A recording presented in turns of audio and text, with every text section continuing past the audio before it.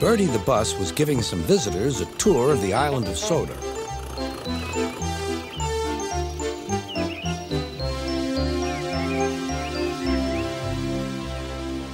It was their last afternoon, and Edward was preparing to take them to meet Bill and Ben.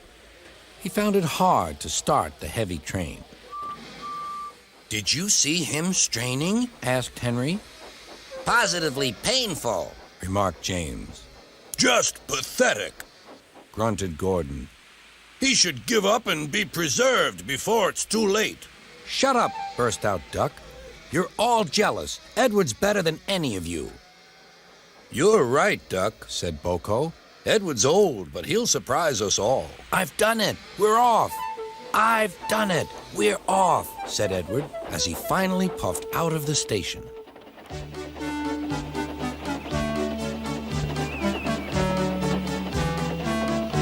Bill and Ben were delighted to see the visitors. They loved being photographed. Later, they took the party to the China Clay Works in a brake van special.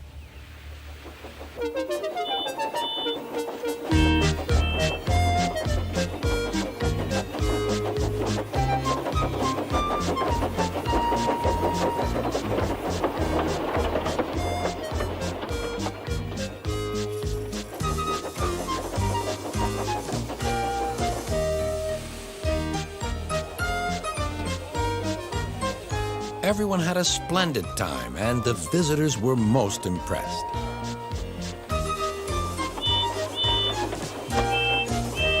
Then Edward took the visitors home.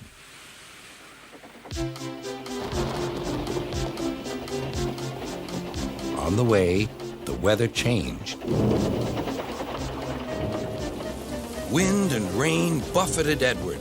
His sanding gear failed, and his firemen rode in front, dropping sand on the rails by hand. Suddenly, Edward's wheels slipped fiercely, and with a shrieking crack, something broke. The crew inspected the damage. Repairs took some time. One of your crank pins broke, Edward, said his driver. We've taken your side rods off. Now you're like an old-fashioned engine. Can you get these people home? They must start back tonight. I'll try, sir, promised Edward. Edward puffed and pulled his hardest, but his wheels kept slipping and he could not start the heavy train. The passengers were anxious.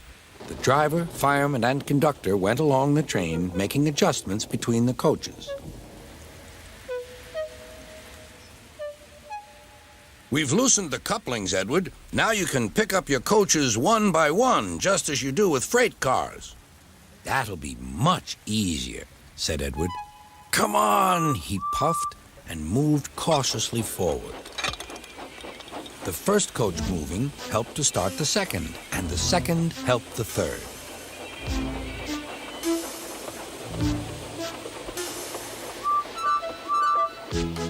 I've done it! I've done it! Puffed Edward.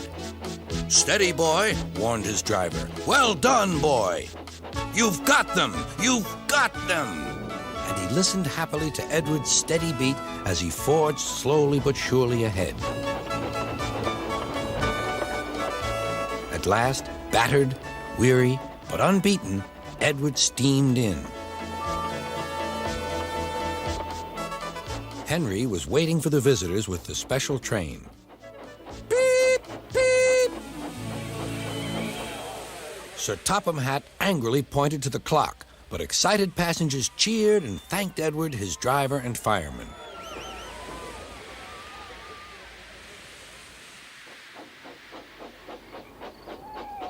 Duck and Boko saw to it that Edward was left in peace.